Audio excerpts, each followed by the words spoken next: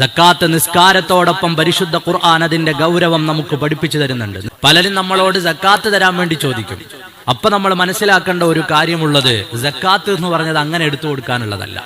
സക്കാത്ത് കൃത്യമായി കാൽക്കുലേറ്റ് ചെയ്ത് നിയ്യത്ത് ചെയ്ത് അതിന്റെ സമയമെത്തുന്ന നേരത്ത് അതിന്റെ അവകാശികൾക്കാണ് കൊടുക്കേണ്ടത്. ഏതുപോലെ ളുഹർ നിസ്കാരത്തിനൊരു സമയമുണ്ട്. ആ സമയത്ത് അതിന്റെ റക്അത്തുകളുടെ എണ്ണം പരിഗണിച്ച് ഖിബിലയ്ക്ക് നേരെ തിരിഞ്ഞു നിന്ന് വുദൂഓടുകൂടി നിസ്കരിച്ചാലേ നിസ്കാരം ശരിയാകൂ എന്നതുപോലെ സക്കാത്തിന് നിയ്യത്തുണ്ടാവണം. അതിന്റെ അർഹരിലേക്ക് തന്നെ അതെത്തണം. കൃത്യമായി അതിന്റെ വിതരണം നടക്കണം. ഞാനിത് പറയാനൊരു കാരണമുണ്ട്. നമ്മുടെ പരിസര പ്രദേശങ്ങളിൽ നിന്ന് സക്കാത്ത് എന്ന് പറഞ്ഞ് പലരും ഫണ്ടുകൾ ശേഖരിക്കാറുണ്ട്. കേരളത്തിലെ ഒരു മുസ്ലിം സംഘടന ചോദിച്ചാലും നിങ്ങളുടെ സക്കാത്ത് കൊടുക്കരുത്. കേരളത്തിലെ അങ്ങനെ വേർതിരിവൊന്നുമില്ല. ഒരു മുസ്ലിം സംഘടന, അറിവുള്ള സംഘടനകളൊന്നും അങ്ങനെ സക്കാത്ത് ചോദിക്കൂല. കാരണം സക്കാത്ത് ഒരു വലിയ ഉത്തരവാദിത്തമാണ്. 2 ദിവസം മുമ്പ് എൻ്റെ കയ്യിൽ ഒരു നോട്ടീസ് കിട്ടി. സക്കാത്തുകളൊക്കെ കളക്ട് ചെയ്ത്, സക്കാത്തും സ്വതക്കയൊക്കെ കളക്ട് ചെയ്ത് ആളുകൾക്ക് എത്തിച്ചു കൊടുക്കുന്ന ആൾ എന്ന പേരിലാണ് നോട്ടീസ് കിട്ടിയത്. അതിൽ നോക്കുമ്പോ നഊദു ബില്ലാഹ്, അതിന്റെ താഴെ മുൻ വർഷത്തെ ബാക്കി ഇത്ര രൂപ, അതായത് കഴിഞ്ഞ കൊല്ലം കൊടുത്ത സക്കാത്ത് ബാക്കിയുണ്ടായിട്ട് അതിൽ നിന്ന് ബാക്കി ഇത്ര രൂപ, ഈ കൊല്ലത്തെ ബാക്കിയുണ്ട് എത്ര, 1,00,000 സംതിങ് രൂപ. കഴിഞ്ഞ കൊല്ലം ആരൊക്കെയോ കൊടുത്ത സക്കാത്തുകൾ ഏതൊക്കെയോ ആളുകളുടെ പോക്കറ്റിൽ, ഏതൊക്കെയോ ഓഫീസുകളിൽ കെട്ടിക്കിടക്കുന്നു, ഏതൊക്കെയോ പള്ളികളിൽ കെട്ടിക്കിടക്കുന്നു.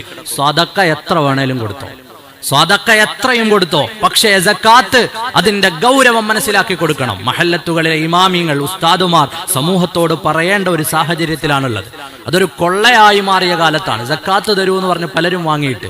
അക്കൂട്ടത്തിൽ എനിക്ക് മഹല്ല് കമ്മിറ്റിയോടും പറയാനുള്ളത്, നമ്മുടെ നാടുകളിൽ സക്കാത്ത് കൊടുക്കുന്ന കച്ചവടത്തിന് സക്കാത്തുണ്ട്, ബിസിനസ് ചെയ്യുന്നവരെ സക്കാത്തുണ്ട്, സ്വർണവും വെള്ളിയും ഹോൾഡ് ചെയ്യുന്നവരെ സക്കാത്തുണ്ട്, വലിയ സംഖ്യകൾ അക്കൗണ്ടുകളിൽ വർഷമായി സൂക്ഷിച്ചവരെ സക്കാത്തുണ്ട്, PF ഉള്ളവരെ സക്കാത്തുണ്ട്, ഓഹരി വിപണികളിൽ നിക്ഷേപിച്ചവരെ സക്കാത്തുണ്ട്.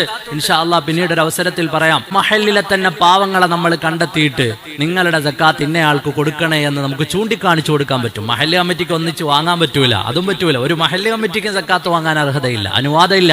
ഇസ്ലാമിക ഭരണമുള്ള സ്ഥലത്താണ് അങ്ങനെ വാങ്ങുകയും അത് വിതരണം ചെയ്യുന്ന ആളിന് അതിൽ നിന്ന് ശമ്പളം കൊടുക്കുകയൊക്കെ ചെയ്യാം. നമുക്കതിന് അവകാശമില്ല. ഇസ്ലാമിക ഫിഖ് അങ്ങനെയാ. പക്ഷെ ചൂണ്ടിക്കാണിച്ചു കൊടുക്കാൻ പറ്റും, അയാൾ സക്കാത്തിന്റെ അവകാശിയാണ്, അയാൾക്ക് സക്കാത്ത് കൊടുക്കണം.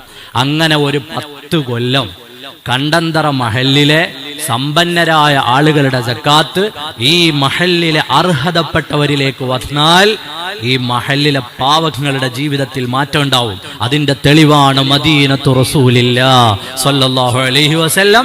ഹബീബായ നബി തങ്ങൾ വഫാത്തായി 12 കൊല്ലം കഴിയുമ്പോഴേക്ക് മദീനയിൽ സക്കാത്ത് വാങ്ങാൻ ആളുണ്ടായി.